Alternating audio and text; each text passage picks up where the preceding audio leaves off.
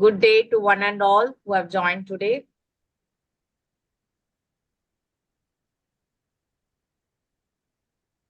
So it's my pleasure to introduce today's speaker, Mr. Mansoor Khan, with over 22 years of experience in education, project management, and training. Mr. Mansoor sir has a wealth of expertise that spans across government and non-government educational institutions in the UK, UAE, and the GCC. His extensive career has honed his strategic thinking and problem solving skills, particularly in the development, evaluation, and implementation of educational programs. So, I invite Mansoor sir for the webinar on occupational safety for the modern workplace, and we would love to hear from you, from your expertise on occupational safety. So, once again, I invite all our participants to this show. Over to you, Thank you sir. very much. Thank you very much. Very, very nice introduction. I was expecting a very small one, but you gave me a very glowing kind of like um, well, I'm very kind of you. It's very, very happy to hear all of this. Yes, I have been in industry for past 25 years. In fact, it's more than that. I know I may look a little older, but I'm not that old. But the experience you get, it's a mixture of quite a lot from industry to office and to working in a field as well. So when you are basically in that kind of environment, you gain quite a lot of information on the basis of what exactly is health and safety and how it's changing. As you know, Krishna mentioned me that it's like a very long experience that I have, and I have seen the shift in different ways that how health and safety has actually improved, or in many cases, not improved that way.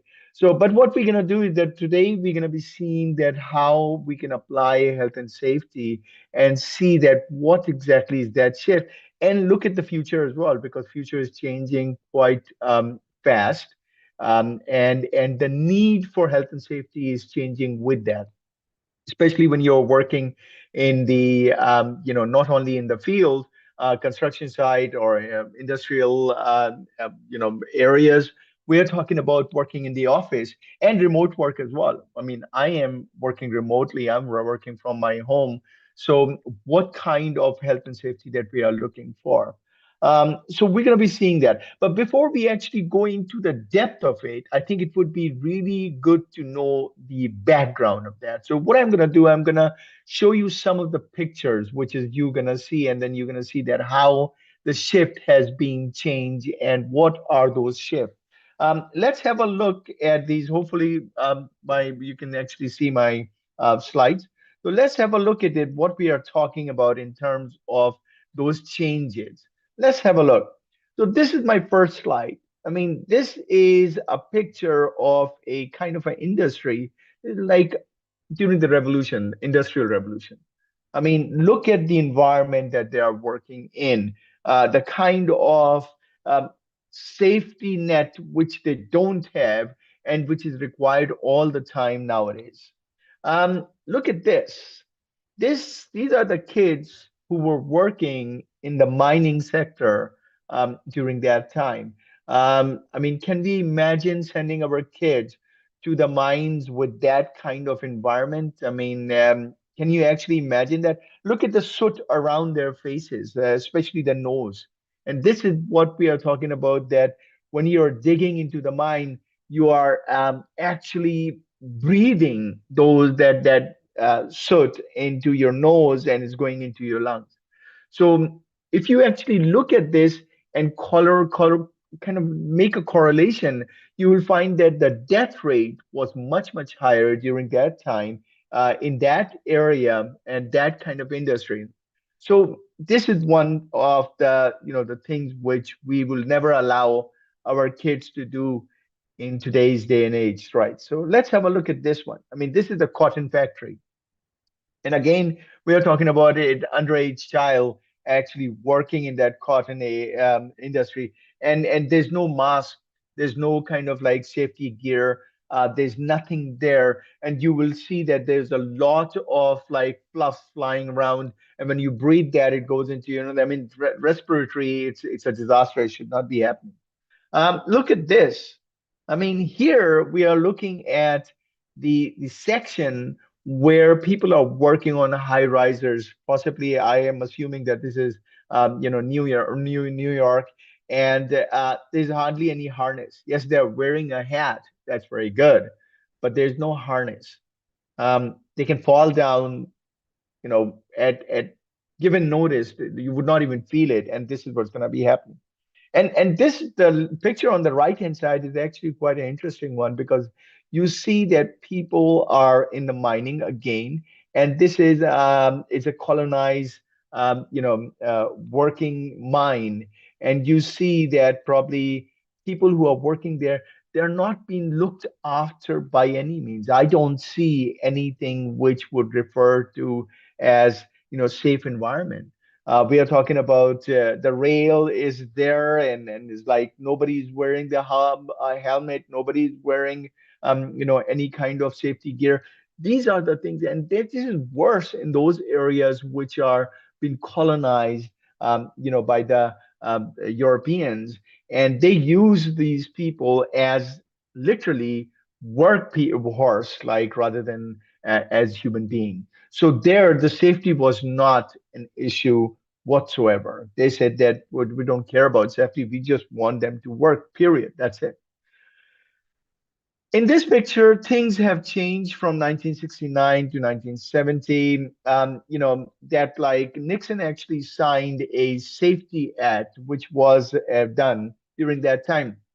And that act was like a stronger worker protection law passed during that time. So that means that the people who were owners in terms of industry, in terms of like companies, we are talking about factories, they were hard pressed to provide the safety for the workers. So this was a very important time, and the act was on December 29, 1970, that it has to be provided to everyone. Right. So let's see what were just kind of a preview of how things work. Pre-industrial revolution, we're talking about worker face dangers like, we are talking about fall, we're talking about animal attacks, we are talking about exposure to elements. That could be the weather, it could be very cold, it could be very hot, that kind of thing. Industrial revolution is the race to factories. So we had a lot of factories which came into existence, and there the priority was to make profit rather than worry about the safety, right? Then we come to late 19th century. Here, the social reforms and the labor union advocates for workers regulation mainly focused on child labor. So it means that whatever pictures we saw about like, kids working in the industry, there was a big hoo-ha that we should take the kids out from there. But there wasn't a big kind of problem on safety as such. Only the underage kids, I think they're age below 16 onwards, were taken out of the industry, whether they were working in the mine, whether they were working in the cotton factories, all of that, they were taken out. And then the shift in 20th century, International Labor Organization, ILO, was founded. It was like standardized work for all the members who were part of the United Nations. They were basically allowed or forced into this, like, in terms of construction, mining, sales and safety in construction, mining, and transportation. The modern era has changed quite a lot as well. The safety practices on technological advancement emphasize accident prevention, right? That means that, how you work, what kind of environment you are in.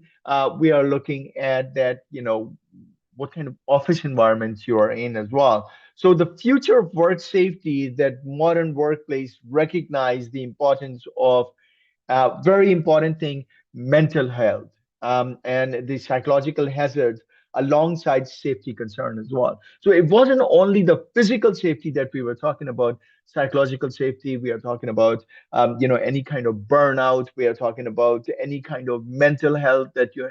Those became part of that safety as well, which was very, very important to understand that where you're combining these two together.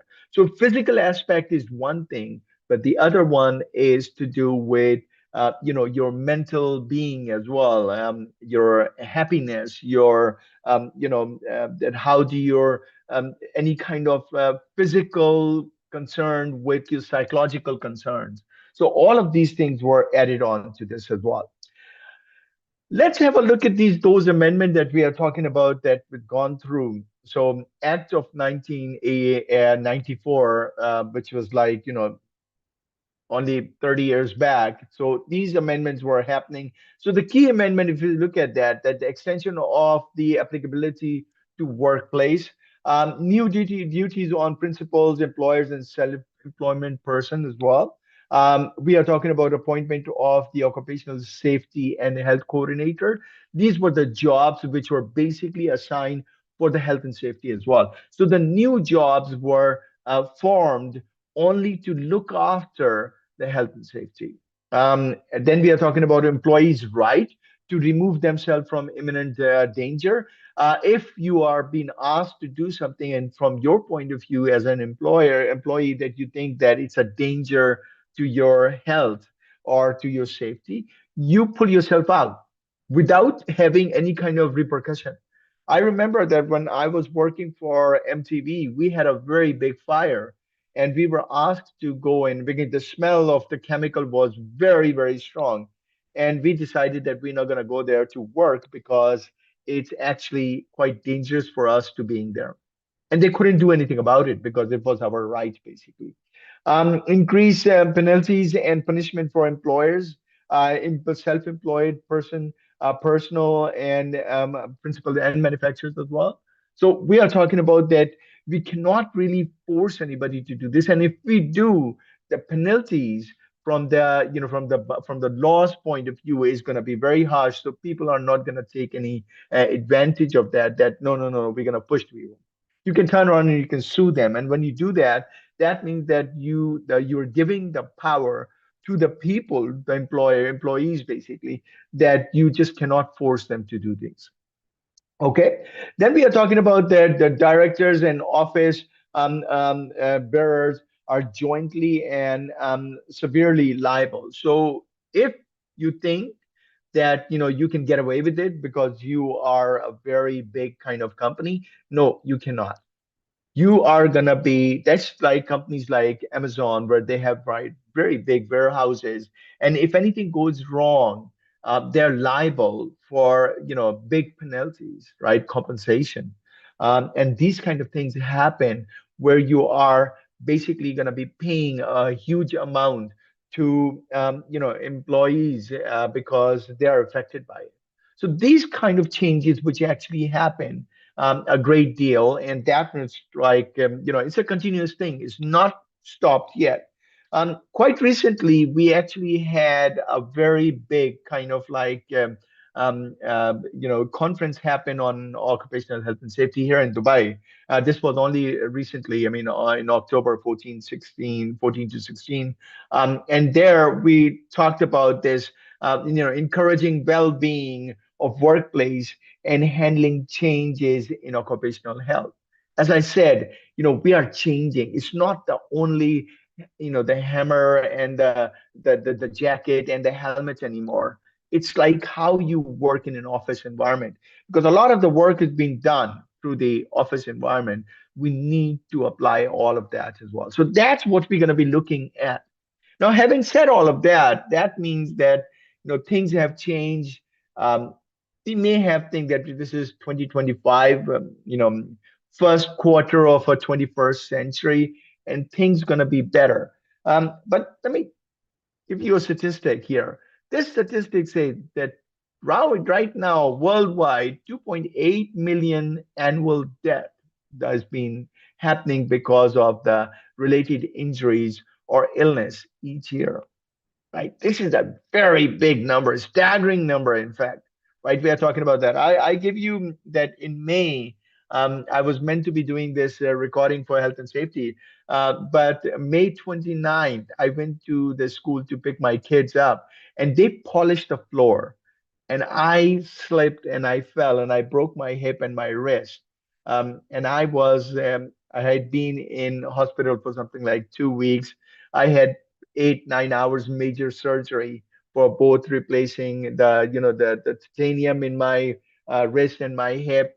Um, the only problem was that they did not really put any sign to say that it had been polished, right? So something similar, something so trivial, right, can cause you injury, which can be, and this is like, it's a lifelong injury now.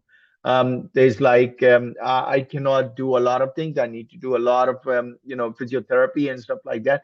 That's what I'm saying. That tiny little things can actually create a very big problem. Let's have a look at this one. That in 1 in 5 workers suffer from mental health, and this mental health we are talking about, that the burnout, that you constantly need to be on the system, you need to use your phone all the time, you have to have all of these kind of things, which is going to get a lot major problem for you, right? But it says that if you actually apply the companies with committed leadership, see fewer workplace injuries, 50% reduction, if the leadership of your company is taking safety as a major component in their company. Now, this is a huge thing to have, right? Modern workplace face evolving hazard. We are talking about the ergonomic risks to mental health. We are talking about the challenges, safety, and compliance. It about the protecting livelihood and boosting productivity. So if your workers are happy, if they are, you know, kind of like set in their environment in a nicer way, they can use the right kind of product, they can use the right kind of seating, the right kind of desk, the right kind of mouse, right? That would really help improve the connectivity. It will improve the productivity. It will improve the kind of like, work environment, which would, and it's just a small little investment in buying the right kind of desk, the right kind of like seat and stuff like that. So that's why these changes are happening all the time. We need to keep those changes happening because health and safety is not one off. It's a continuous change that you have to understand, you have to absorb as a company, and then you have to carry on. So let's have a look at that. What are the key points we're going to be talking about in this?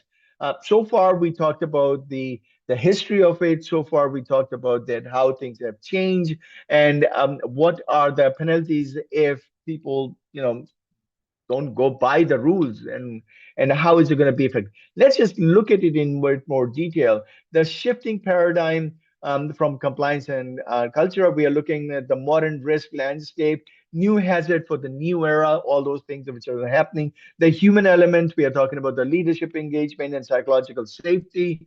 We are looking at the digital transformation of safety management, future proofing of your organization, preparing them what's coming next, right? And call to action, making safety part of your strategic DNA. Let's have a look at this. And I have put in a small kind of case study as well so we can actually see that how things have changed. So let's just look at the paradigm shifting. Things are changing. We have to change with that. The ideas will change according to that. So let's see what was in the olden days, that how it's changed and what kind of shift we are talking about. So olden view was the safety as a cost of doing business, reactive, rule based, and focused on avoiding fines. We are doing this for a purpose, that if we actually do this, that means that we're not going to get any fine. But there's no real meaning to that. That was one time that our old view was. Things change. The new view is that the safety as a strategic enabler, and that means proactive, value driven, and integrate it's into every decision. So what has changed is that no, that is not what used to be, that we're gonna have few ticks done and that is everything is gonna be okay. The inspector is gonna come, he's gonna see that everything.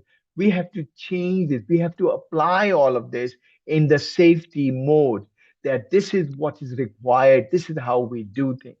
So it becomes part of the everyday life rather than just to show that we are actually doing that. So the shift is that we are moving from Did we tick all the boxes?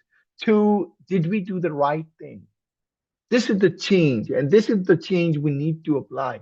We are not ticking off the boxes that which is expected us to do. It is actually we need to do this in a way that things are changing, right? We are doing the right thing by our company, by our employees, by our employers. All of this. It's not the responsibility of the employers only, it's the combined responsibility of the employers and the employee as well. So there is a huge change in that sense. It's not a checklist anymore.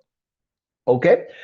We are looking at the powerful business case in terms of safety. Safety is not an expense, it's an investment.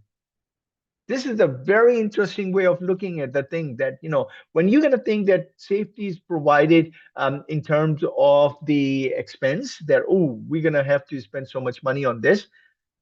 No, think of it in how is it going to be protecting you. If you're going to be investing a little bit in the safety, and that is a proper investment, the rate of that return is going to be quite interesting as well. People are not going to be scared to work. People are not going to be, worried about safety. Their mental health is going to be good. They're happy to come to work.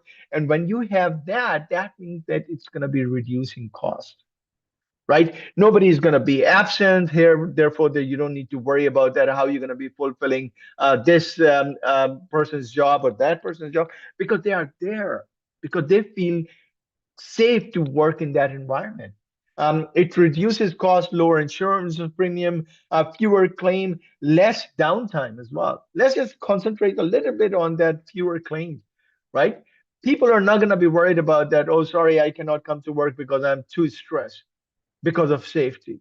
Oh, I'm not going to come to work because I injured myself, right? All of this means that this is one thing in terms of absenteeism. There's not going to be any claim in a sense that, you know what, oh, guys, sorry, but you have to pay me this much money because this is what happened when I was at work, right? So reducing that amount is going to be amazing for the company as well. It will improve productivity, and it will enhance your reputation as a company, that this company takes safety seriously. Therefore, I'm going to work in that company. Or the people are going to be like investing money in your company or buying your product because you look after it.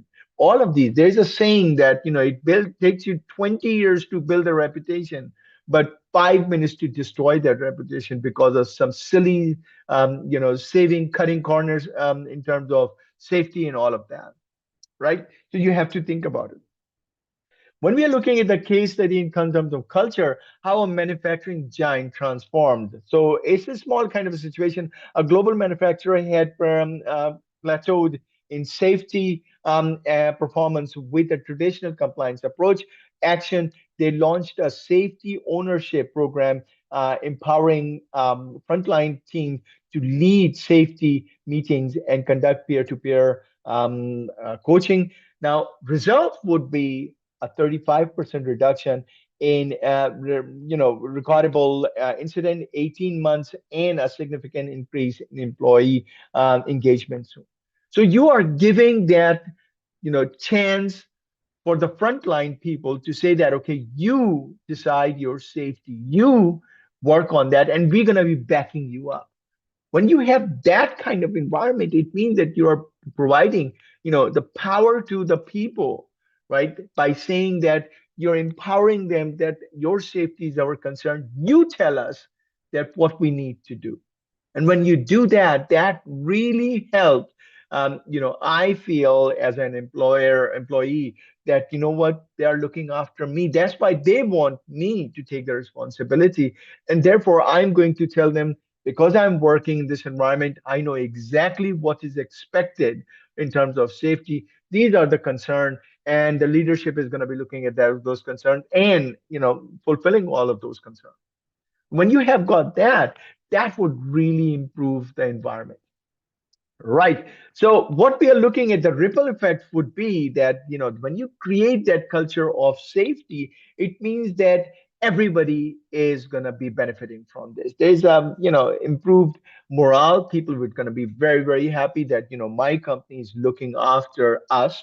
It will increase innovation in terms of, like, say, environmental encouraging, up to the sharing ideas as well. People will come up and they're going to say that, we can do this, we can do that, we can improve this. That means that when you empower people, how people would be able to do things, improve things, and help.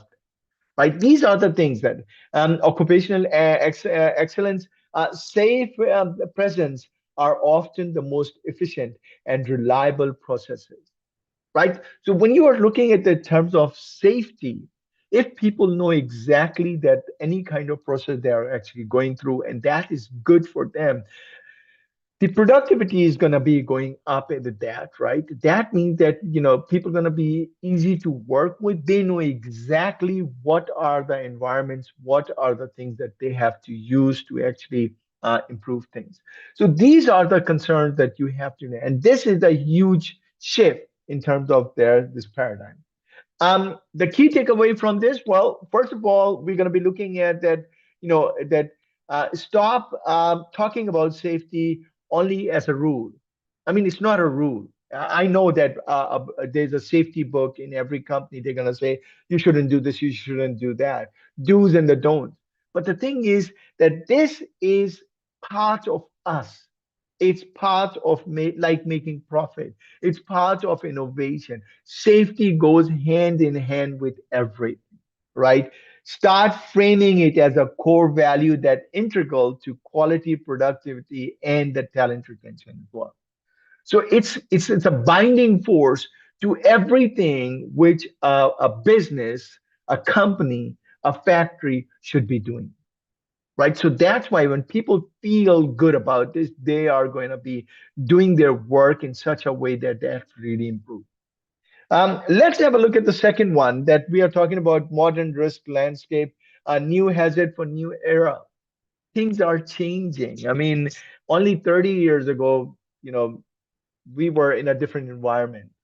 We used to work from factories, we used to go to the office. Things have considerably changed, and those changes are based on, it's more of unseen psychological risks as well. We are looking at how the stress and the burnout is part of that. Whether you're working in a factory, whether you're working in an office, this has become a major thing. They are the major safety hazard. I was looking at some of the ads from the Australian mining company, and they were saying that, the amount of money they actually pay you to work over there is six figures, but there's an isolation. You cannot really talk to people. There are not that many people. You cannot really have that kind of connection because you're out in a very remote area. Now, that has become a major issue when it comes to safety now. The problem is that the always on digital and remote culture has created a surge in mental strain and ergonomic injuries from poor home office setup. I mean, if I show you my setup, and me being from the, safety background, I have got two screens here and my laptop, and I'm looking into my laptop, and my laptop is sitting on at least one, two, three, four books to raise it, giving it a bit of a height. Right. Now, if I was in a proper ergonomic way, I will have a stand where you can actually see my laptop right facing this, and I won't have to kind of like, but this is what I'm talking about, that when you're working in a remote areas, or in a remote, well, in your house, things are different. But that does not mean that it does not put a stress on you. That becomes a major problem. But then if you have to work in the office environment in the house, and you do not have the nice setup, and you are doing, continuous work, and sometimes it can go on for, like, more than 8 hours, 9 hours, then gonna be having a lot of problems. The impact of that leads to, we are talking about presentism, turnover, and long-term health issues as well. I mean, people have back problems, they have got neck problems, They have got wrist problem because using the mouse all the time. Now, just imagine that I am doing about these 2 hours webinar, but sometimes I have to do 4 or 5 hours of lectures, and when I'm doing that remotely, that means that continuously thinking, talking, looking at the screen, that is very, very stressful. You can take 10, 5 minutes break, but then you have to come back to it, and then you have to go. So it can be very, dangerous in terms of your health as well. And those health are not only physical, but it can be very much mental and the burnout as well. During the pandemic time, I remember that I had to give the lecture, and most of my students used to go sleep, after putting the connecting to the Zoom. But I have to be there because I was being recorded all the time. So like 3 hours lecture used to be very, very painful in terms of my neck, my joint, my wrist as well. Right. So let's just have a look at this, what we are talking about in terms of, navigate to the tech revolution. We are talking about AI all the time now. We cannot live without this thing. I've got my phone here, and if you can see the phone, you cannot live without it. Right? Why? What if my boss calls me? What if my colleagues call me? What if my friend call me? What if they ask for work? All of this is happening all the time. So new things will bring new problems, and you need to apply all of those kind of things in that health and safety book. When I say book, and I'm talking about in terms of practices, that what you have to do. So we are talking about harnessing technology without creating new risk. The promise is that productive, analytic, collaborative robots. We are talking about IoT sensors for the real-time monitoring. The perils are the new interaction hazards, data privacy concern. We are talking about algorithm bias and cybersecurity. All of these things are concerned. Now, when you're actually working on things, mentally, you're conscious about it, that what we need to do, what we shouldn't be doing. And that complies with the burnout, that you continuously need to do. I had a friend who recently lost, he went to work in a taxi, and he lost his laptop in there. But when I say lost it, he forgot. Now, Dubai is very, very good at that, because whatever you lose, 99.99% of the time you'll get it back.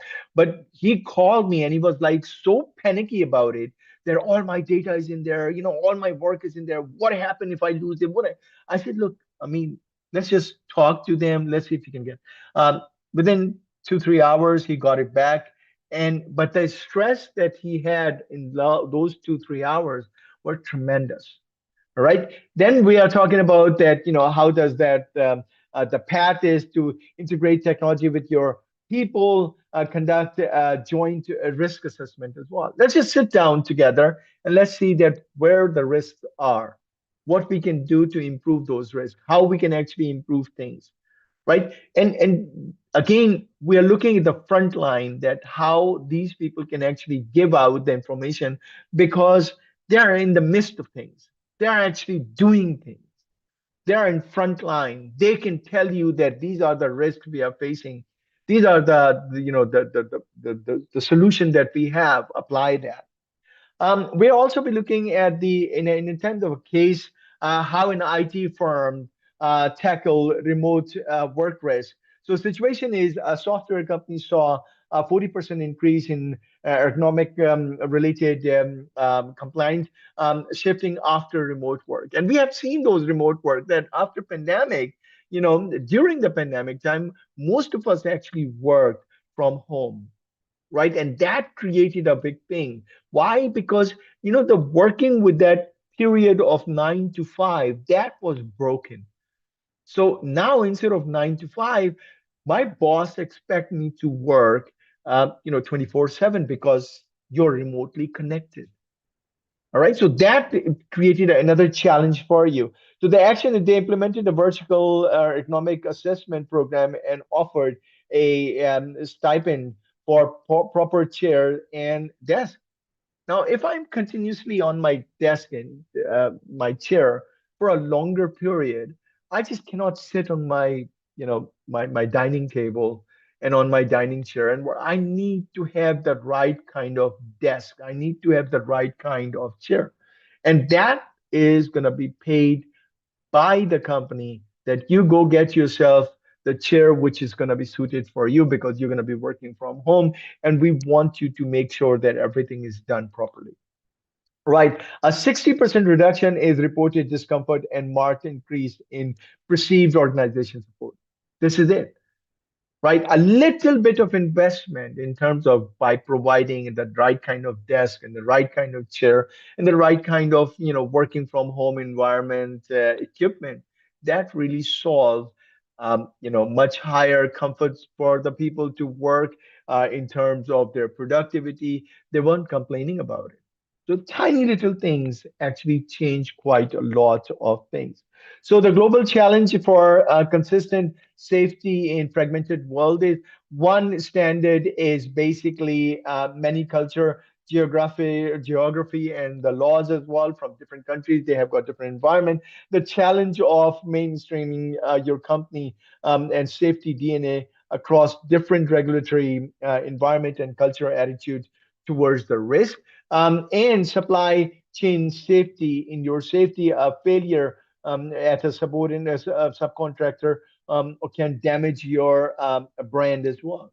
So when you are talking about that, having a company who's actually looking after whether you're working remotely or working in the office environment or the factory environment, they need to understand safety is always first, because if you don't have that safety, you will not be able to function properly. And when you don't function properly, obviously, then you're going to have a problem with the reduction in terms of what you can do and what you cannot do as a company.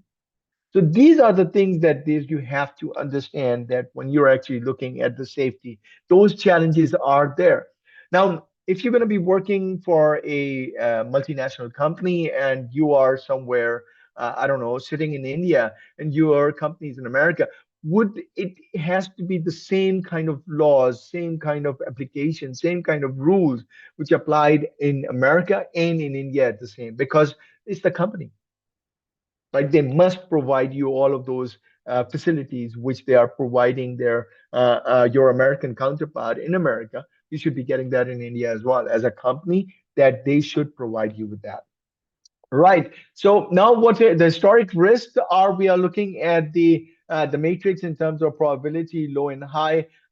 Plot that thing. I mean, you can actually work that out, that where these things are, and you can see that how it's going to be benefiting you. So I have given this kind of a small kind of holistic matrix that you can actually put it in to see that where you can apply the safety in terms of cost, in terms of the geography, in terms of law, and so on. I did not do this because the reason for that is that in a lot of different countries, and most of my audience right now is from different companies, they will have a different way. But you can actually look at it in terms of what is actually required in terms of working in a remote area, and with the new modern era, which is like, we are talking about working remotely. We are talking about working with AI. We are talking about working with cobots and all of those kind of things. You can do that in your own time. That how we can actually do that. Okay. Then we are looking at the modern risk landscape, new hazards for the nearer. The key takeaway, we are looking at the protectively map your full risk landscape, what they are, what kind of risk that you're going to be coming across when you're talking about all of those kind of things in terms of using AI, using cybersecurity, data protection, and not only that, working remotely as well. So your risk assessment must evolve in terms of psychological, technological, and the global supply chain risk as well. So you are combining everything together as one. It's not only the physical risk that you are looking at, you also be looking at the psychological risk. Okay. We'll also be looking at the actionable would be that modern risk audit. Find out what is required. What do you have to do? in terms of what is good for you, what is not good for you, what those things are. Gather your team to brainstorm together, and especially the people who on the front line, because they are the thick of things, right? They are doing this and they are facing that. So ask them these three, the new risk categories. You will surprise by what you find. And when you are looking at these risks in terms of what are the modern risks, where you stand, what kind of geography do you have, what kind of law that you are looking at, then it will actually help you to build up those things. Okay? Right. So let's just have a look at the human element, leadership engagement, and the psychological safety.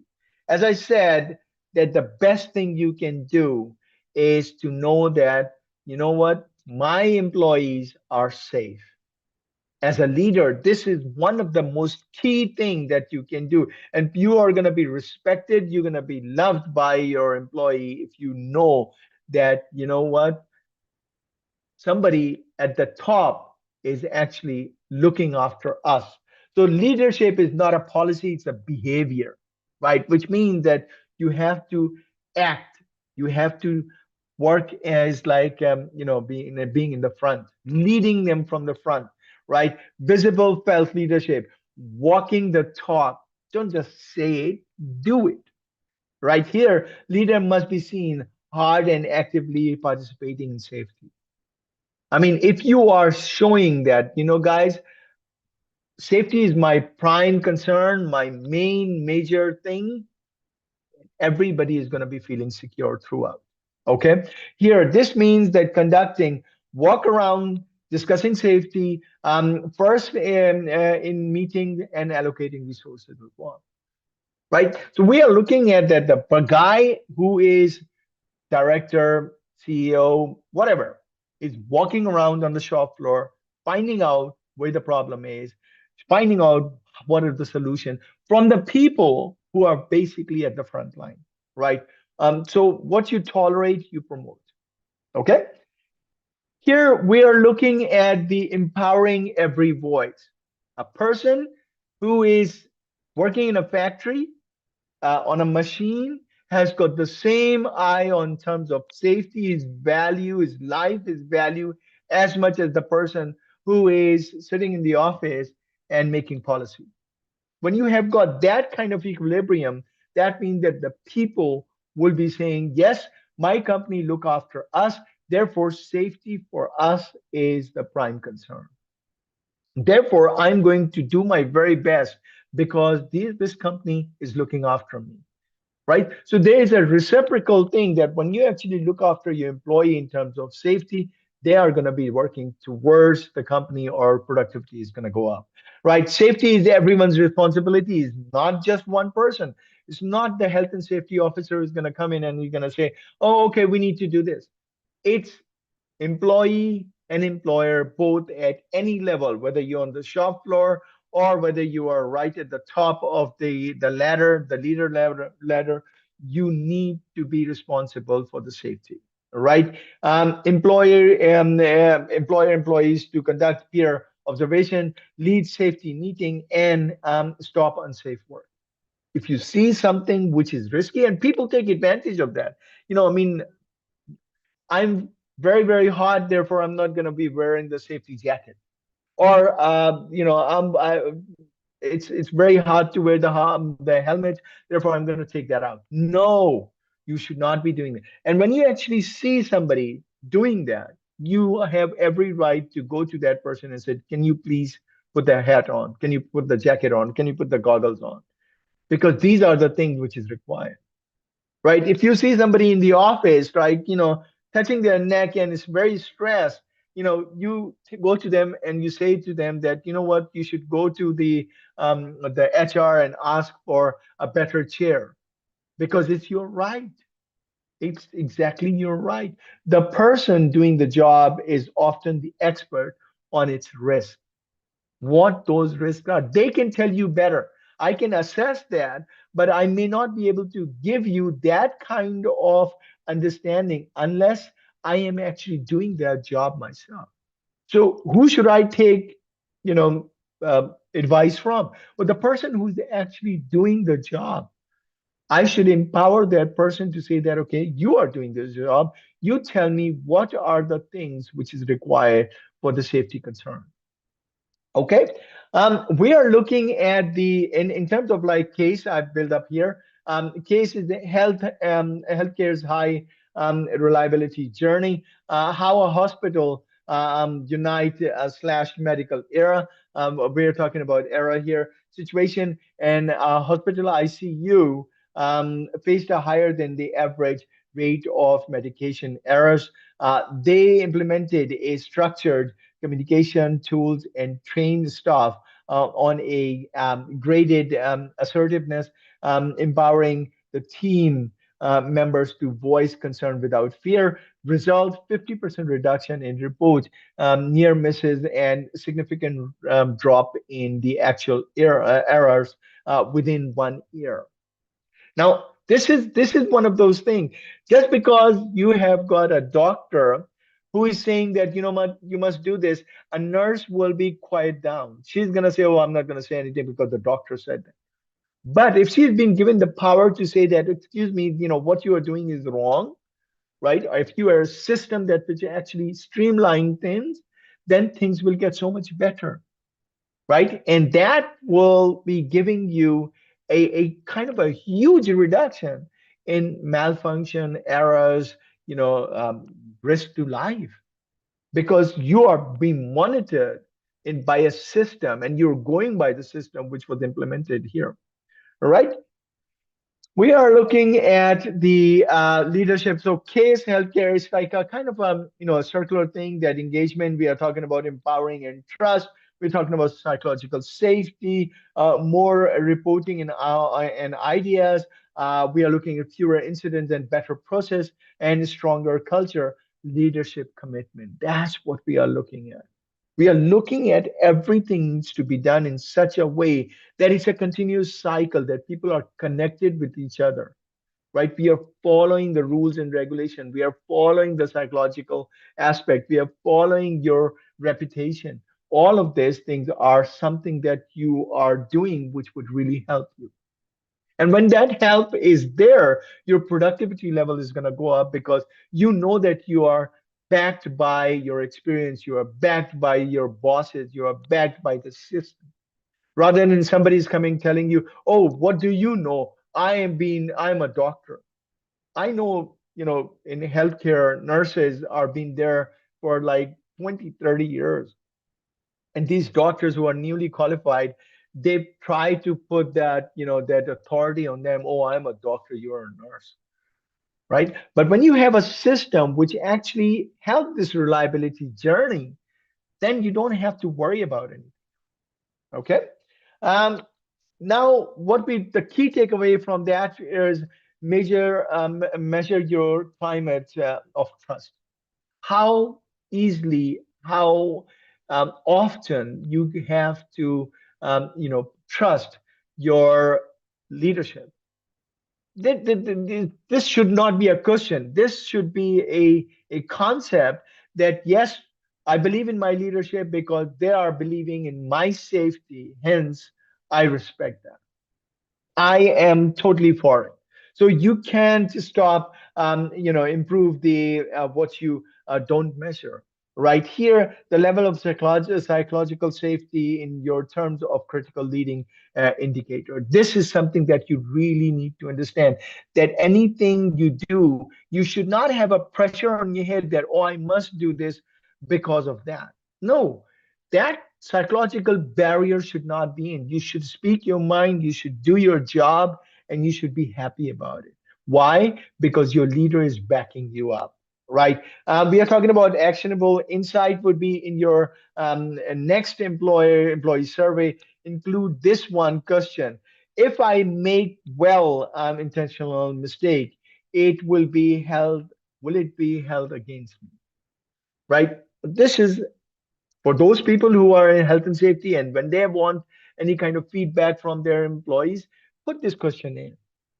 Are they concerned that that is going to be a problem for them. If that is a problem and they say that, oh, yes, I'm concerned that is going to be taken against me, then they are not going to be doing the right kind of things, right? But if it is a mistake, which they actually make that because to save something, to improve safety, then they will actually do it. Okay. These are the things which is required. Okay. All right. So when we're looking at the digital transformation of safety management, my God, digital has changed us. In last 25 years, it has transformed us. In last 5 years, AI has completely kind of like, you know, kind of in a way uprooted our concept and ideas into something else. So let's just have a look at that, how it is changing from lagging to leading. We are talking about predicting incidents. Stop counting failures and start measuring prevention. We used to have in a construction site, that what, we had 5 incident last month, 3 incident a month before that, and so on and so forth. Those tally. But because of the new system, new ideas, new concept, it's prevention. What do we need to do to prevent things happening rather than counting them after it happened? So lagging indicators would be the total recordable incident rate and the lost time injury rate. They tell you that what went wrong in the past, right? So we had that many accident, and because of that many accident, that many people did not turn up. So that was a problem, and we actually delayed 4 days, 5 days because of that. The leading indicator is that it's a training completion, is mean that safety observation completed, near miss reported, employee surveys scores, and the predict the future. So what we are doing is that we are trying to figure out that before it happens, we need to comply with the problem. So if there is a problem, and we, after doing the survey, after looking at the assessing the site, after, we are thinking that these are the things which can happen, and when that can happen, we can actually work out that what we can do to improve things, right? So before it happened, we are basically trying to capture it and not allowing it to happen. That is the new thing. That is why everything based on the system, based on environment, based on AI, we're trying to prevent that. Okay. So we are looking at the smarter tools in field. We are looking at that how technology is, augmenting human vigilance. We are talking about wearable. We are talking about wearing a watch, wearing a monitor, and all of those kind of things like smartwatches. It actually monitor your health. It will work out that whether the person is getting fatigued. If they are, we need to pull that person out. In the mind, that person is not feeling well, or is not up to his mark or her mark, we need to pull that person out before any accident happens. So these things are virtual reality. We are talking about immersive training for high risk. We need to wear the VR, and we're actually working out that what do we need to do in that environment. And those environments can be very, very risky. Instead of taking a risk to train the person in that environment itself, we can use virtual reality to train that person. And when that person is trained enough, we can put that person in that thing. So what you're doing, you're reducing any kind of accidental problems here. Digital platform, a mobile app for real-time hazard reporting, and digital permits to work.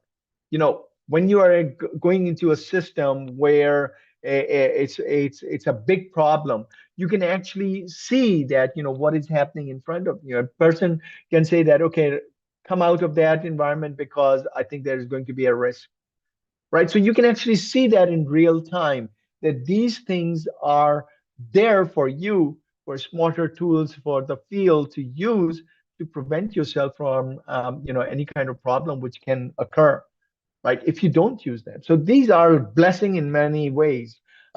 Case would be in oil and gas sector. Here, the data prevent catastrophes. and any kind of energy company wanted, they predicted equipment failure in remote location action. They deploy IoT sensors and critical equipment and use the AI to analyze vibration, temperature, and the pressure data against the historical failure mode. I mean, if you look at those environment where you're going to be having a lot of, physical thing is happening, you're wearing, a ear muffler, right, to muffle the voice, or you are working in an environment where it's vibration. AI can actually detect that and say that this vibration is dangerous, right? Pull the people out from there. They actually see that in a kind of a real life mode as well. So you are looking at that, what do we need to do to prevent this from happening? And that is why the result, by putting all of these things, the result would be provide 2 weeks warning of critical pump failure, allowing for the planned maintenance and avoiding a potential major incident and massive downtime.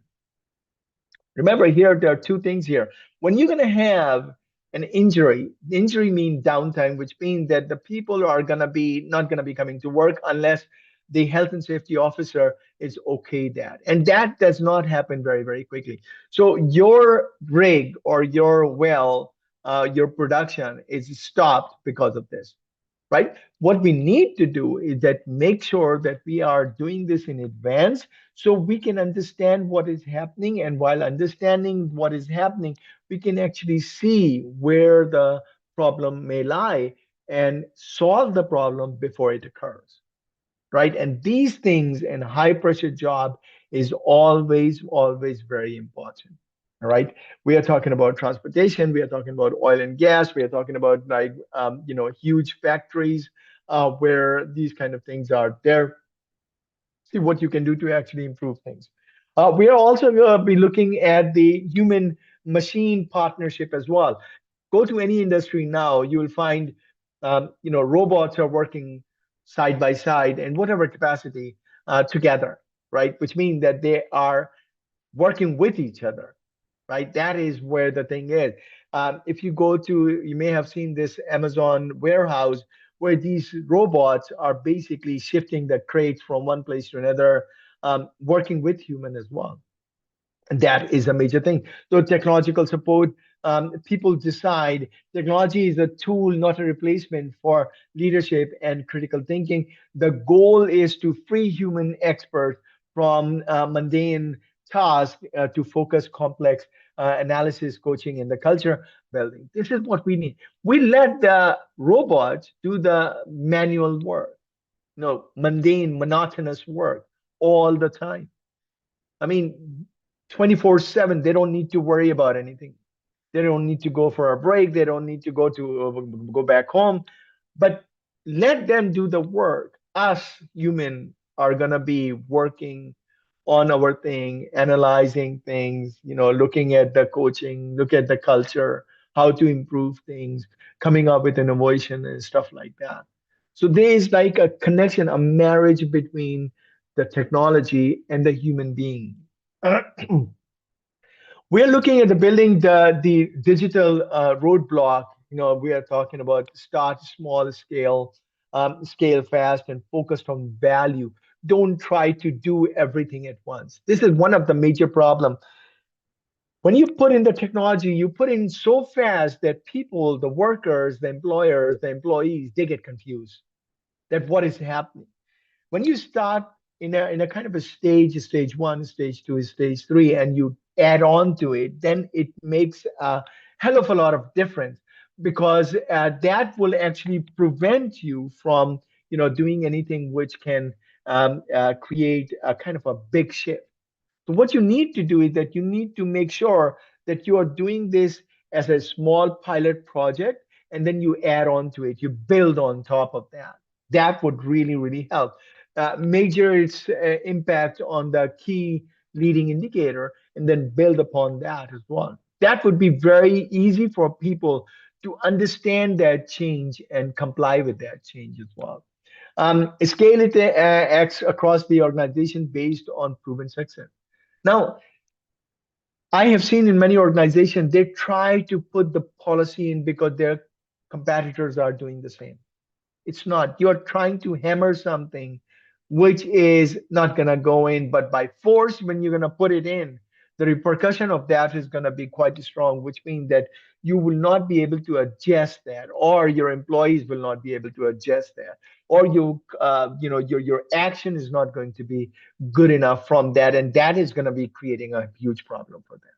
Okay, so let's see what is the key takeaway on that is let the data tell your safety story. Simple as that, right? Find out what is required. And this does not mean that you have to wait for like one whole month for data to be analyzing. Nowadays, it's so easy that, that's perhaps in many ways it's um, time wise is happening right in real time, that this is what's happening with the data is going to be analyzed in front of you and things are done. Safety, we were talking about shift your safety reporting from list of past incident and forwarding looking dashboard and leading indicators and predictive insight. Understanding what had happened in last 5 months, that is just an indicator that, you know what, should not have happened. What's the actual indicator is predicting the future, that this could have been a problem. We need to solve it so it would not create a problem for us in the future. So look at what you can do to solve the thing right now, which means that if you solve it, it's not going to give you a problem in the future. Actionable insight would be the identifying one lagging indicator you currently and report it and replace it with the leading indicator in your next management review.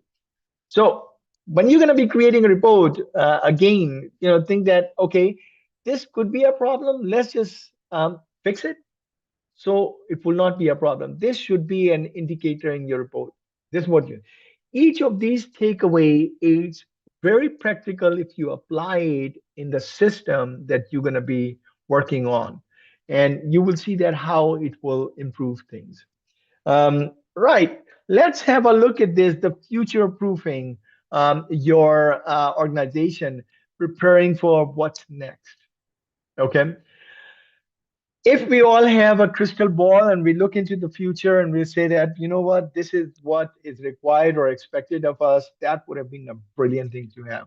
Unfortunately, we don't have that. So we need to find out that what do we need to do to make sure that we are basically part of that future, what is happening. So building resilience beyond business continuity, designing system that bend, don't break. Have a flexible system. This is one of the key thing I teach all of my strategy students, my participant audience, that please, please, please don't have a strategy which is very, very rigid. This is one of the key problems that we have. If you have a very rigid strategy, you will not be able to apply it because things are dynamics. They're changing all the time. When things are changing all the time, your the strategy needs to be flexible.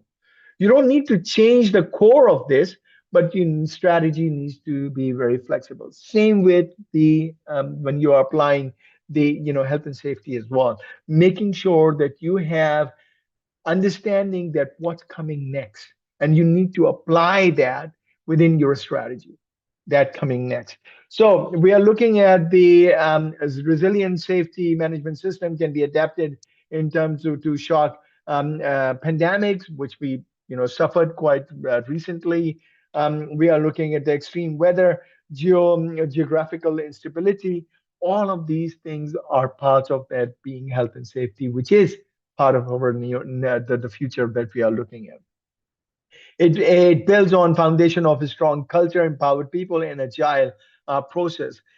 Those people who have got the experience of working in the oil and gas, they need, or sometimes they end up working in an environment which is like geopolitically unstable or the weather-wise unstable, and you need to be very careful that when you're actually doing that. So you need to be very, very agile in terms of your process. Agile is being flexible, that you need to know what you have to do if this happens. So, in many respects, you need to create many scenarios before it actually happens. Okay, so we are looking at the environmental issues as well. The rules are changing. Get ahead of the curve. Environmental social governance, which is happening, which is S for social, includes worker safety and well-being. Investors are now watching. People are worried. People are worried that how you are going to China, you are going to India, you are producing, manufacturing the stuff that I want to buy. But how people are looked after in those factories, how people are looked after in those countries, what kind of rules and regulations are applied in Bangladesh when they are actually using garment factory, right? Or in Mexico, or in Vietnam, or in India and China when they're actually manufacturing those products which I want to buy. I need to be as a consumer. I am looking at the company saying that it's not only the price which matters, that how things are made in terms of what exactly is required. Mental health regulations around physical, psychological risks are emerging globally. Ethical AI guideline for the safe and the fair use of AI in the workplace are being developed now. A lot of people see AI as a hindrance. I don't. I see it as a part of the new, concept, new ideas, how we can make life much, much easier for you and safer as well.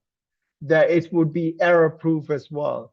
And it can help to actually improve things. But you have to use in an ethical way.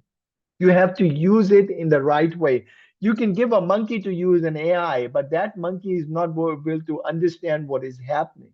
But if you actually give that AI to for people to use it who have got the experience, they can actually improve it in such a way that that would be really, really good for the newcomers, those people who are being in the company for a long time with experience.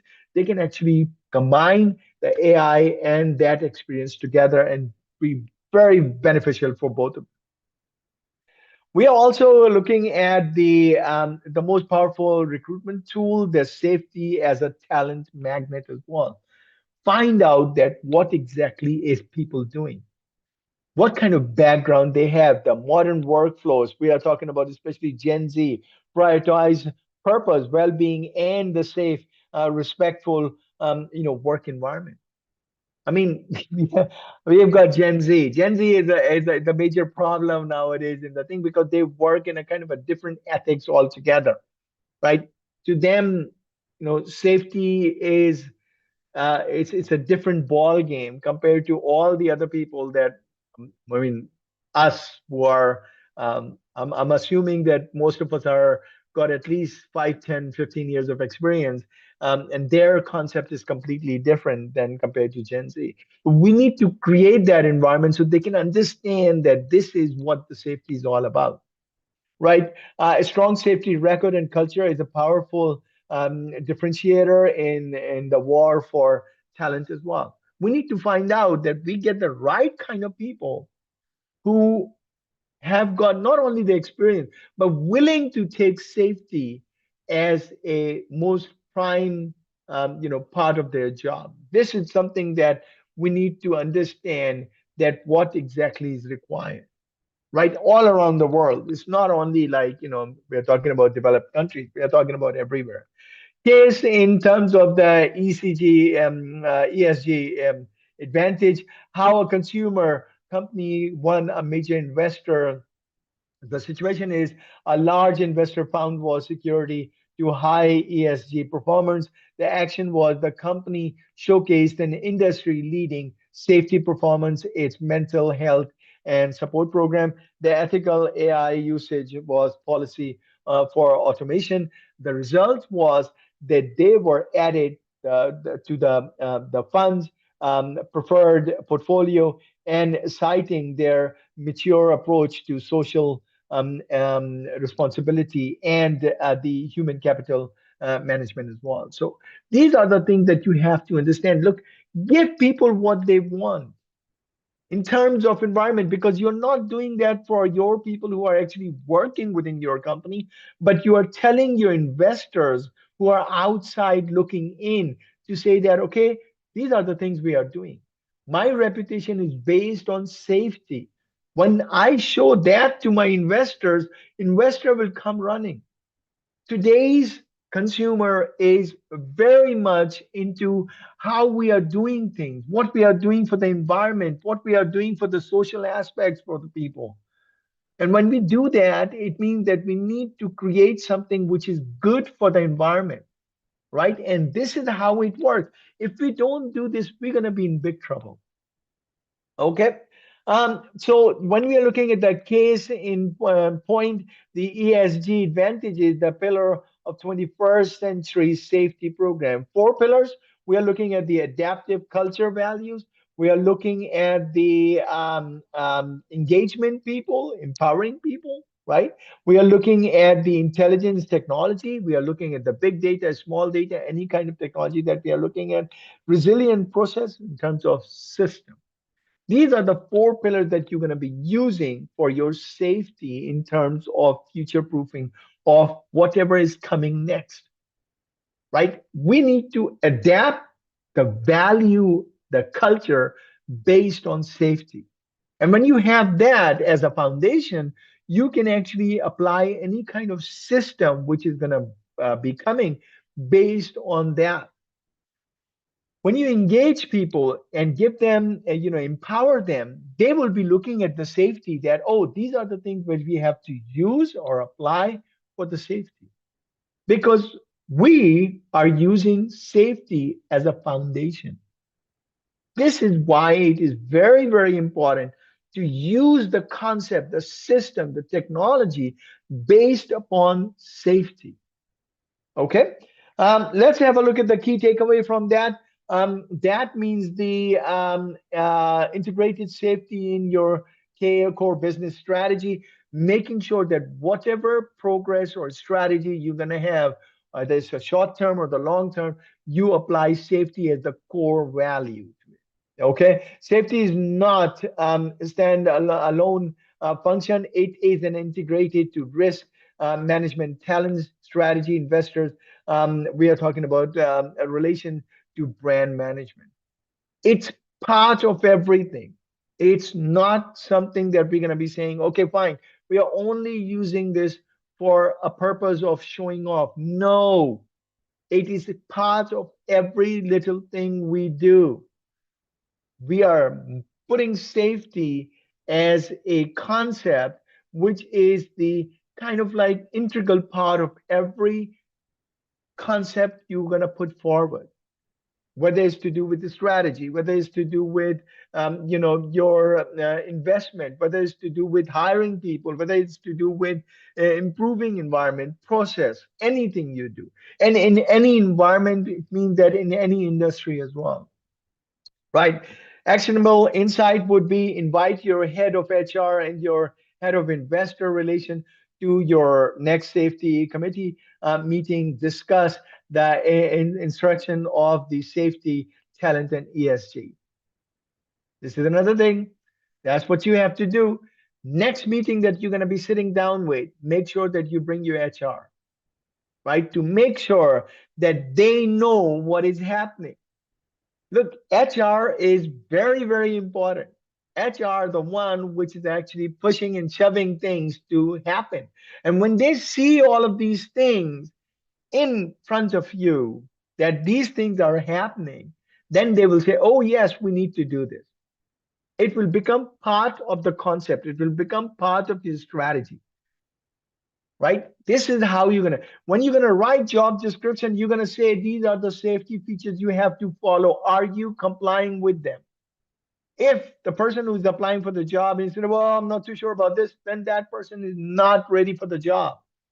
But if that person is basically being part of that, then they're going to say, yes, this is the right person for the job. Think about it.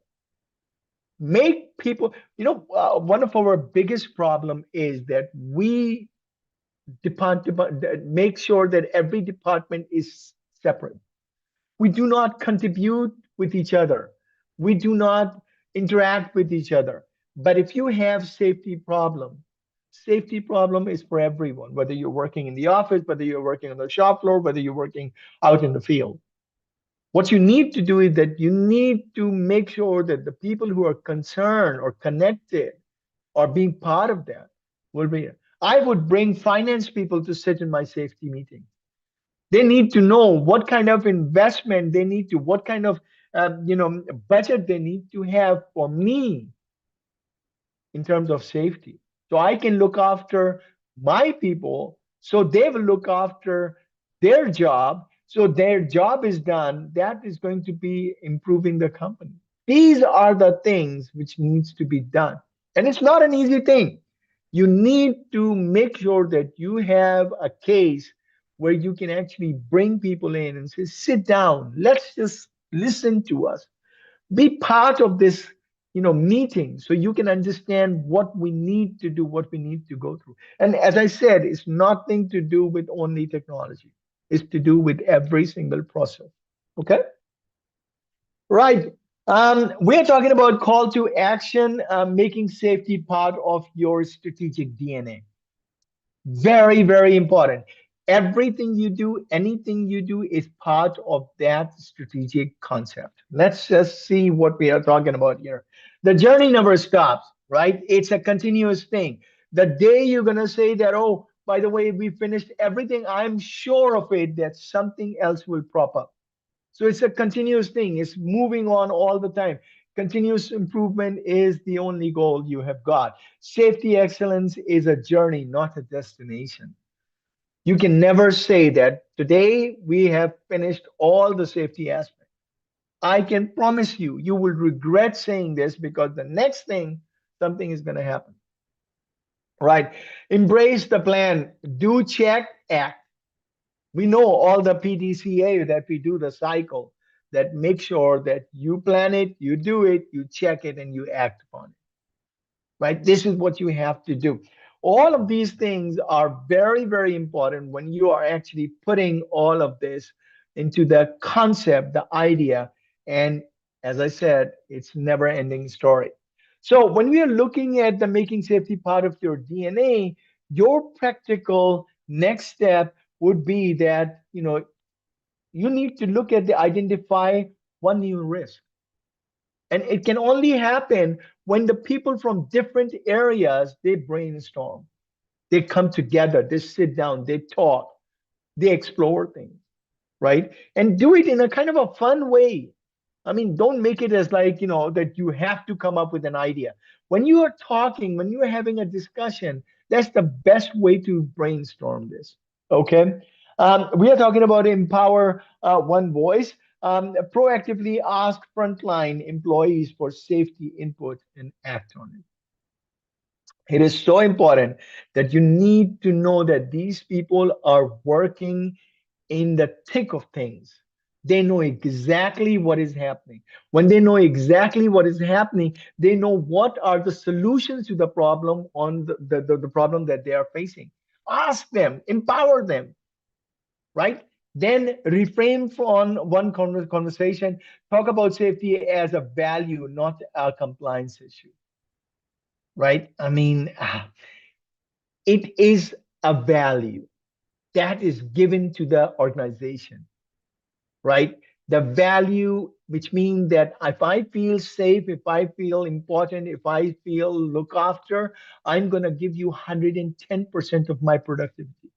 If I don't have that pressure on my head, if I'm not burnt out, if I'm not really know that I must do this or there's going to be a problem, if I'm not continuously picked on, I'm going to give you 110%. And this is what you need to understand, that people have to follow the rule, right? It's when they start to follow the rules, it becomes very, very difficult. But when they see that it's the value in terms of giving out, then it becomes easy. It becomes more manageable. It becomes easy to deal with situation. Add-ons and add-ons are very, very important. So make it a kind of a value in terms of checklist that this is check, this is check, this is check. Of course, those things are there, no doubt about that. But the thing is like you need to use it as a value rather than the forcefully compliance. Right. We are looking at the why health and safety important in workplace. Well, there's a legal requirement. By law, you are required to fulfill all the requirements, both from the employer side and the employee side.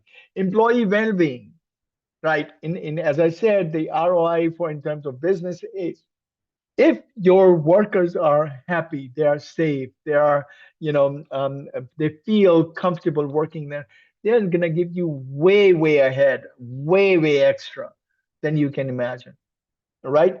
Then accident prevention, right? Doing something after the accident is a great thing. You have to do it. But why have that accident in the first place? Prevent that, right? Then increase productivity. As I said, when you're comfortable, when you're happy, when you are looked after, your productivity level is going to go up, right? Reputation and image as well. Consumers are very, very, cautious of what they are paying for, especially nowadays, especially the Gen Z. They want to know that how you are saving the environment, how you're affecting the environment, how people who are working in your company, are they comfortable? Are they looked after? And that reputation is very important as an organization, right? So you make sure that you provide that. And not only that, the reputation is there to prevent anything happening in terms of, as I said, 20 years to build reputation, 5 minutes to destroy it. I don't know whether you guys remember the incident in Gulf of Mexico when BP, oil rig had a huge explosion. The reputation of BP went down the drain like anything, right? I mean, I know that people stopped buying gas, petrol from BP gas stations, right, because of that.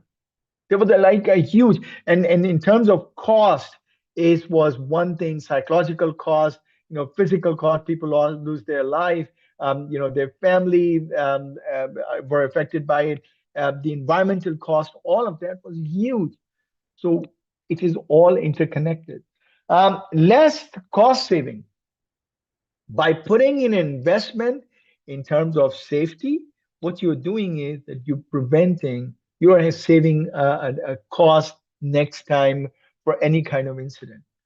So that is a beauty of that you are actually helping the investor, right, feel that, you know what, I am doing this in terms of safety, and later on is going to pay me dividend.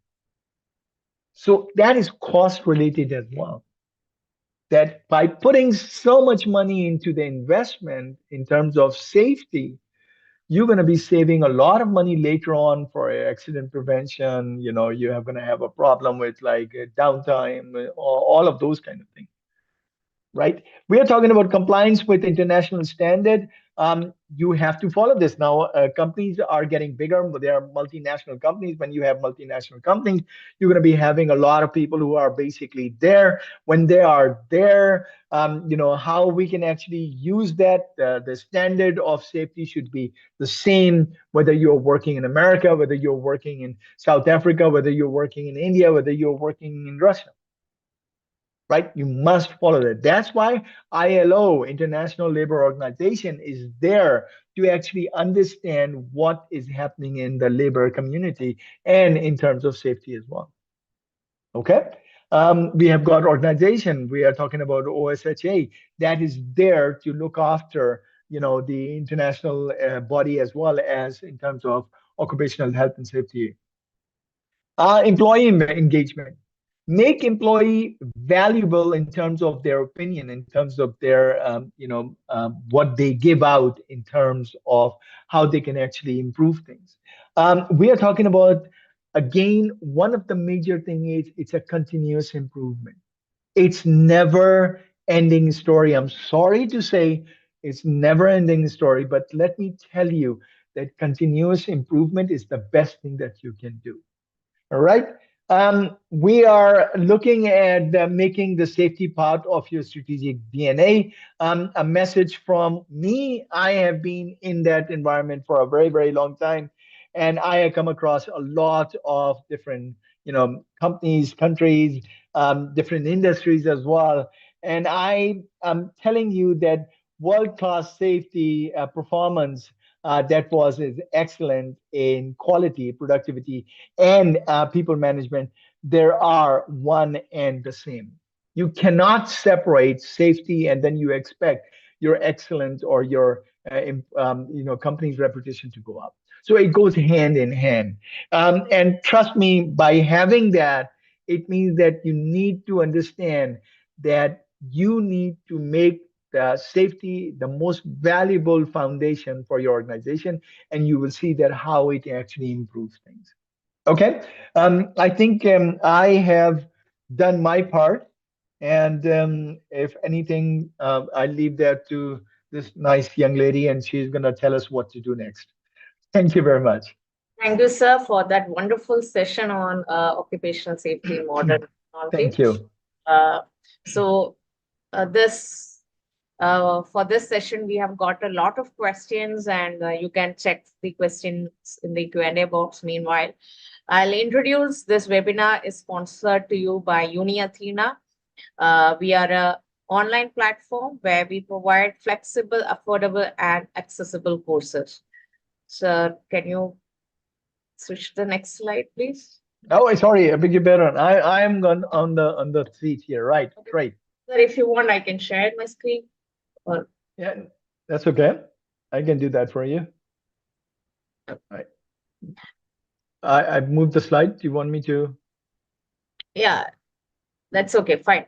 So Right. let me talk to you about Uni Athena. Uni Athena is an edtech platform where we offer online courses like MBA, Masters, and even doctorate courses. We also have many short courses of, with us. So we are partnered with many global universities which are accredited. As you can see, our partners listed here. Alberta University, UCAM, Unimarconi, CIQ, CMI, SQA, Acacia, and EIE. So these are our various partners through which we deliver the courses to you. To the next slide. Yeah. Yeah. So why Uni Athena? So Uni Athena is completely 100% online. You can learn at your own convenient time and place. Okay. There is no physical classrooms to attend. So everything is provided to you through online platforms. So we have a very dedicated LMS portal for you where you can get online recorded video tutorials, reading materials. Okay. And another highlight of Uni Athena is that you have the option to choose the best payment that fits for you. So we have two payment methods, plans. One is a flexible plan and one is the fast track plan. So the flexible plan, you can pay as you progress each module in the course. You don't have to pay upfront the entire amount. You can do one module and make the next payment when you are doing the next module. Or if you are planning for a fast track plan, it will be like a monthly payment installments.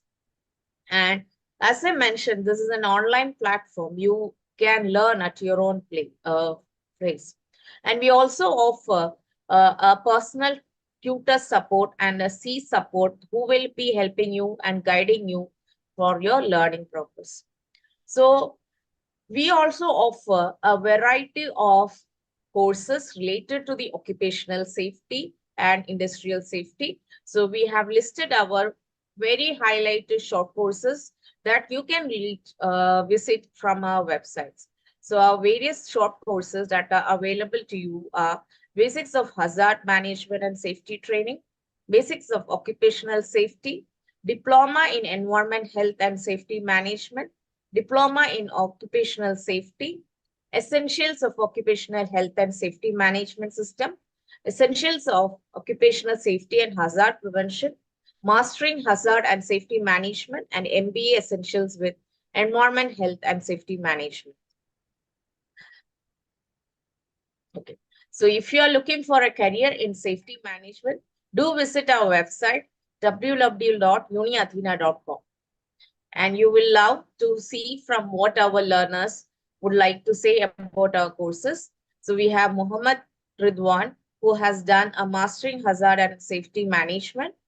So he says enrolling in our course with Uniathena was the best decision he made, and he highly recommend our course. Okay, next slide. So this is another learner of ours, Edwin, uh, who has done MBA Essentials with Environment, Health, and Safety Management. So this course has actually boosted his career in the uh, process. You can see here. Okay, we can.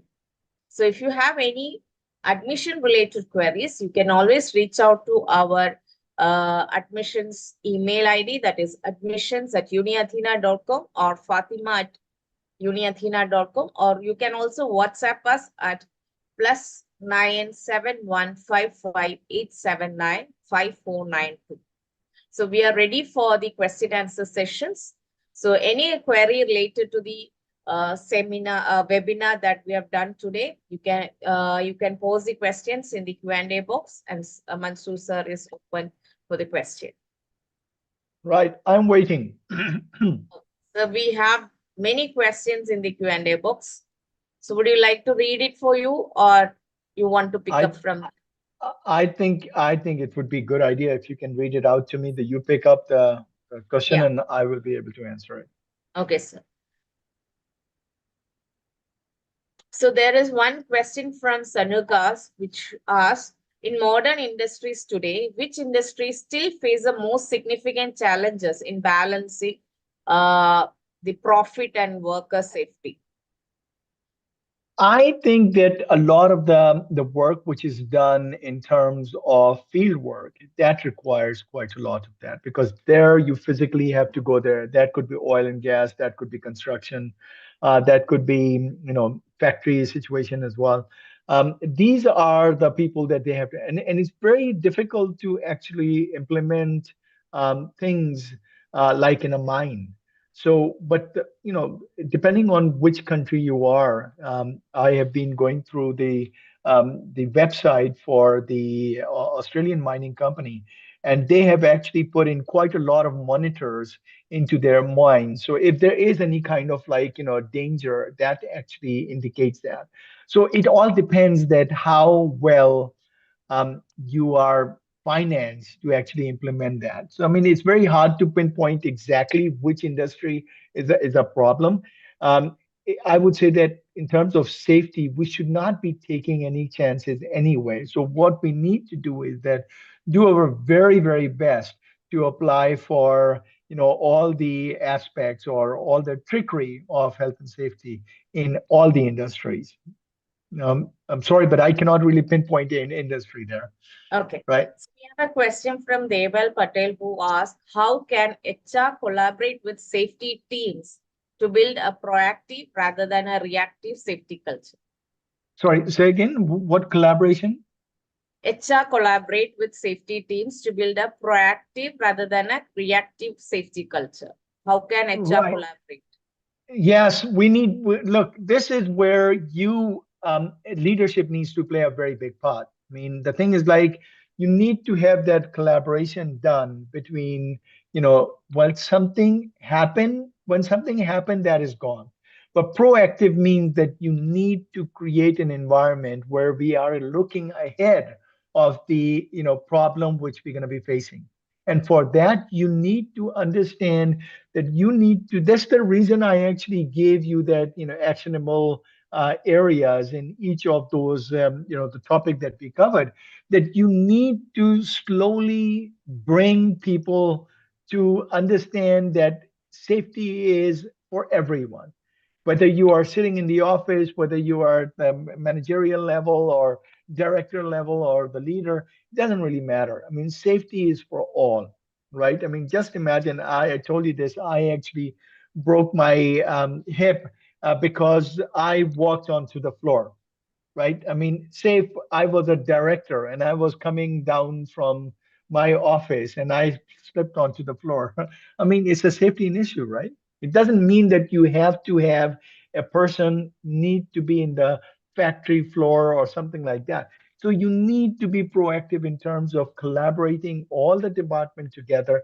That's one of the reasons that you need to bring people into your safety meeting to sit down with them and say, okay, fine, let's just see what we are going through, see what we are doing, see how it actually impacts you and us.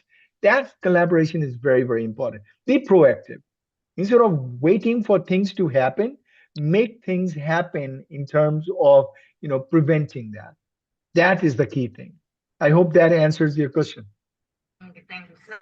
So we have another question from Akmal Nawaz who asks about economic hazards. Okay, economic hazards are not given due importance neither by the workforce nor by the top management. Even most of the employees are not adequately aware about long run consequences of these hazards. What measures should be adopted to cater for these hazards? Yeah, this is the major problem. I mean, you know what? Because it's not major. I mean, the thing is like if you are sitting and you're working and your muscles are aching, it's because of the ergonomic, situation or the seating or the desk that you have that you don't have. But the big problem is that we have seen in during the, the earlier 2000 and 2000 to 2010 and onwards, that things are getting more serious because we are using mouse, we are using desk, we are using chairs. And then during the pandemic time, all of this was we started to use in our home place. And then that situation started to get better. My wife works for Australian consulate. And thing is that she was not sitting properly, so her posture was not good, and that actually created a very big problem for her back. So when she actually mentioned that to the HR, HR got her the new chair and the new desk so she can actually work on it. These are the things that you have to bring it out in the open. The big problem with a lot of the, especially the Asian, Southeast Asian companies are that these things, unless you cut yourself, right, and the blood comes out, it's not a hazard. I mean, what about your mental well-being? What about your psychological problem? What about your burnout? What about your physical? I'm talking about, back pain, neck pain, wrist pain, all of these things. Unless you draw blood, that's not a problem. So we need to make sure that the companies know that these things are problem. I'm sure of it that if you go to your boss and you say that, you know what, I've got a headache, he's not going to say that, oh, go home and take a rest. He's going to say, yeah, take one Panadol, and that would be the end of it. But these are the problem because you're continuously looking at the screen all the time. So I understand, sir, your question is absolutely right that we need to bring this out to people, to HR, to health and safety, to the leadership, that these are the problem which people face, and there has to be a solution to them, right? So I'm totally sympathizing and agreeing with you on that, right? We have another question from a anonymous attendee who is asking, what if someone is working under a contract of service or job order where no employer-employee relationship exists? Can he or she still be protected by law? What laws are applicable in situation where the worker's environment is hazardous or at risk? Yeah, I mean, look, it doesn't really matter. This is the reason I actually mentioned that when 1971 law was passed by Nixon, and OSHA was taken by that. That this is one of the key things. It doesn't really matter whether you are a third party or whether you are a contract. You come under health and safety. You are doing this job for a company, and the law applies because the company is breaking the health and safety rule. So if that's the case, then all the laws will apply. As far as I know, that you have to understand one thing, that at the end of the day, you're working for a company. And if the company is expecting you to do something which is not part of health and safety, they are breaking the rule. Regardless whether you are third party, whether you are contract, whether you are full-time employee to the company, you should not be breaking the law. The law is health and safety that is implemented by the government into the system.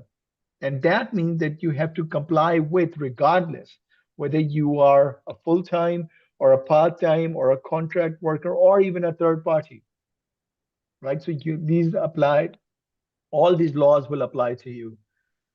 So if you have any situation like that, please consult a lawyer and go through the health and safety, and quite sure of it that they will actually help you out on this. Yeah, Okay. next. Next question. We have one question. What is a mechanism that ensures safety is shared across leadership and not just left to the HSC department? That question is from Ali. Right, Ali, very good question. Because as I said, um, I mean, look, there's no hard and fast rule, right? The process should be that safety is a problem, and this is a problem for everyone, and the solution is for everyone. So if you have a problem, if you have a situation, and if you do not find the solution, it's not that people who are only going to be affected by it when they are working in a say factory environment. That you're going to be affected. The whole company, the whole organization is going to be affected by it. I mean, it's just that, um, you know, if you have a small little accident, that small little accident will cause a ripple effect, which means that it's going to be hitting the sales department as well. It's going to be hitting the manufacturing department as well. It's going to be hitting the, accounts department as well, because they're all interconnected. So when you take safety, safety is a problem for everyone. And to get that, everybody needs to work together to work in an environment to resolve that problem. And we need to contribute from each and every department that we are looking at in terms of how we can find solutions to those problems. So contribute nicely, because remember, health and safety is a department which is the core, a connection to all the other departments. Now, I can promise you that wax the floor or polish the floor and don't put the sign on there. And I'm gonna stand over there and see how many people will fall. And then you're gonna turn around and say, "Well, I'm a finance people." Well, you fell, right? That is a safety issue. Doesn't really matter whether you're a finance people person or you're a health and safety person. You got the brunt of this problem because of safety.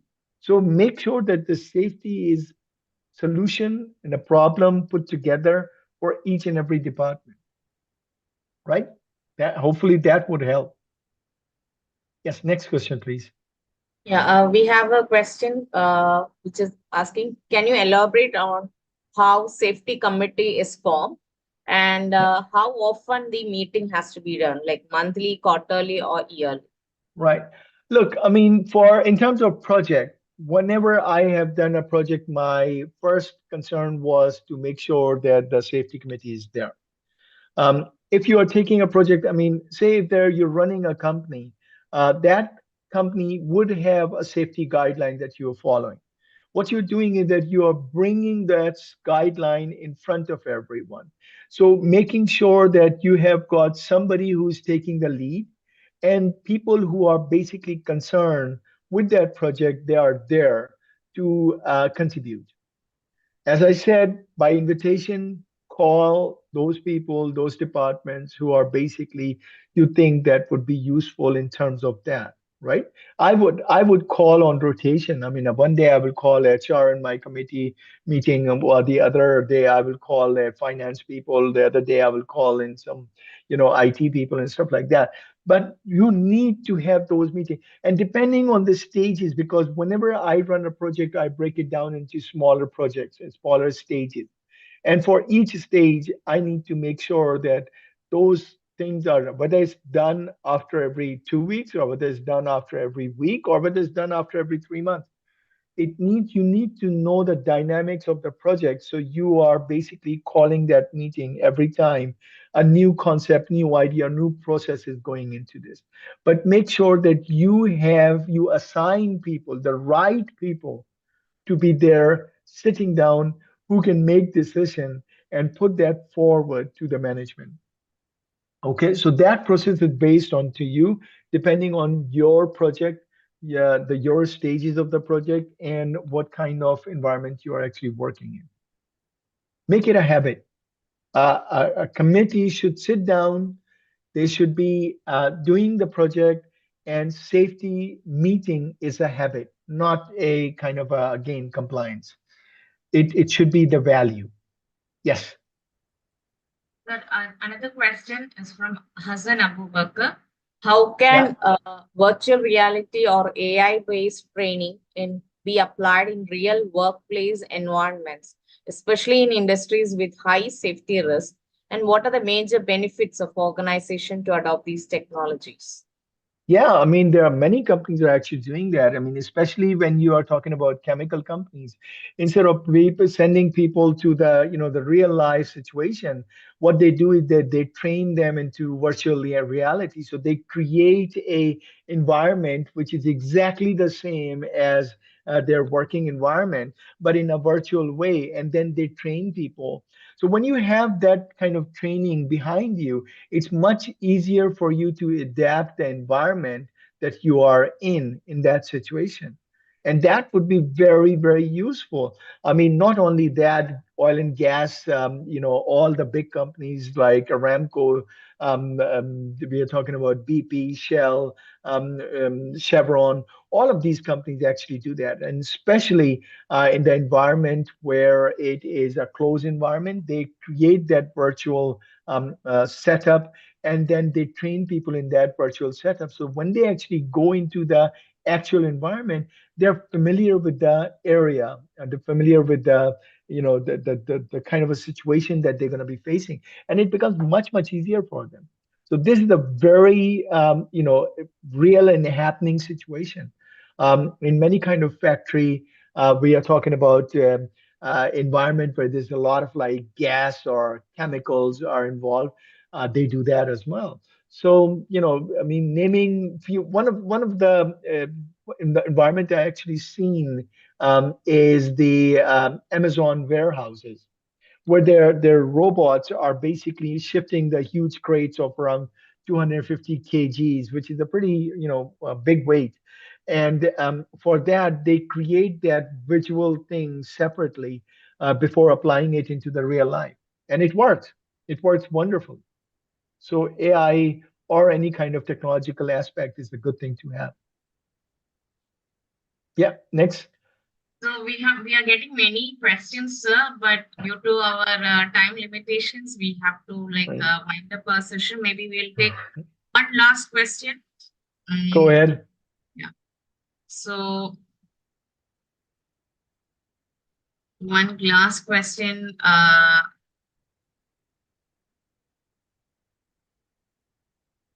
I think you're choosing the best one. Yeah. On modern safety about mental health, it is possible to report about the behavior of one leader that is always loud and noise at workplace. How do I, and there is one other question, how do I measure my organization's safety performance and which metrics is the best to use? Right. Okay. Is I mean, look, I'm going to answer the second question first, and then I will come back to the first question, first part of it. In terms of matrix, the reason I did not emphasize quite a lot on that is because it all depends on you, that what would fit for you, for your organization. That's why I keep it as open. You can create your own matrix as well in terms of finding out what is relevant in terms of your health and safety. So if you're working in a kind of industrial area, you're talking about I don't know, construction, factory working, manufacturing, or oil and gas. Each of those departments, they have their own matrix, I mean, that you can use, and quite a lot of that involved in terms of geography as well. So if you're working in a cold environment, if you're working in a hot weather and stuff like that, so the matrix based solely on your organization. You can see that what exactly is applied. You can try and test which one suits you the best and apply that.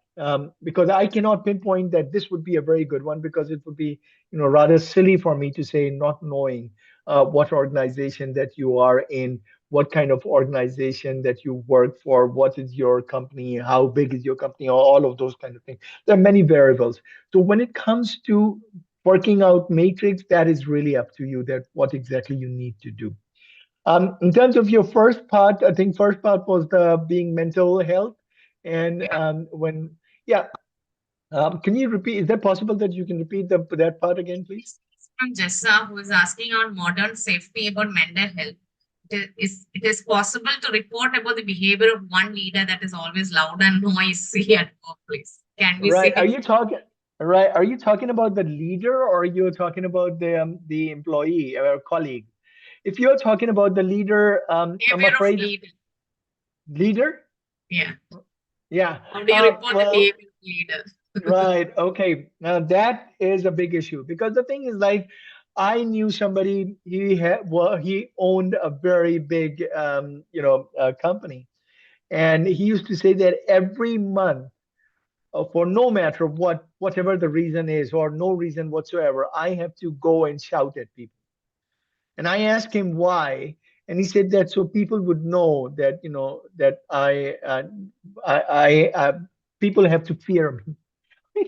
it it just, sometimes it's just stupid. People will do that for no reason whatsoever, just to, because it's their ego, that they will say that, and what they don't understand is, by doing that, they're actually creating a big kind of a psychological problem for other people, because your mental health is completely messed up. You're totally stressed. You see that person coming towards you and said, oh my god, he's going to shout, right? Regardless whether that work, whether there's a problem or not, he will shout, because that is his nature. I mean, people aren't. I will take a very big lead on this, and this is amazing. Let me tell you a little bit about this. Tata was the company that during the last century, I'm talking about when Tata was formed, they were the company when Europe was literally using whip to make people work. They were allowing people to have time off because of we are talking about if they're having a paternal leave. I mean, I'm not talking about maternal here. I'm talking about paternal leave. They will allow people to have parents, fathers to have leave, so they can go in, because their wives were pregnant and they were about to give birth. Their structure is so much better in terms of how to deal with people, in terms of mental health, in terms of stress, in terms of burnout, than people who just go there and shout at people. So mental health is a major problem. Burnout is a major problem. Stress is a major problem. And it comes a new form of health and safety. So if your person, I mean, if we were in America, we're gonna end up taking a gun and shooting people because I was stressed. Unfortunately, we are not allowed. I'm saying unfortunately, fortunately, we're not allowed to do that, or we are made in such a way that we don't have that kind of stress. But nonetheless, stress is a problem, and people, the company, the managers, the leaders have to see this. That please, please, please stop shouting. Talk to people nicely. They will give you. Nobody wants to leave the job. Nobody wants to leave. If you talk to them nicely, they will stay in the job. They will love to work for you. They will do their 120% because they are valued. They are looked after. They are happy. They're working that environment. There's a gentleman called Virgin owner Richard Branson, and his quote is that train people so well that they are able to leave, but treat them so nicely that they do not want to leave. Right? This is the major thing. Treat your people nicely, and they're gonna give you their heart and soul. Treat them badly, and they will only do as much as they can get their salary, and then they're gonna, they don't care about the company. And companies are run because of people, not the people are run because of the company. Okay. So I hope that would conclude the thing. And if you have any other question, can we take another question? We do have a lot of questions coming in, but we are bound to close because our I time is running Yeah, I think next time we have to take 2 hours extra for only question and answer. out. Right. But it's a pleasure to be part of this, and thank you very, very much for joining us. And hopefully, I will see you next time in another recorded session. Then that would be great, right? Thank you, sir, for your insightful session and answering the questions of all our participants. Thank you so much for coming in and taking the session for us. And I It's also extend pleasure. my heartfelt thanks to all the participants who have shown up, and they were very interactive, and we were getting a lot of questions. Sorry to say, because of the time limitations, we were not able to share or discuss all your questions, but definitely we'll reach out to you with the answers and queries later on. Thank you, Right. everyone. Thank you so much. Bye bye. Pleasure. Pleasure. Take care, guys, and have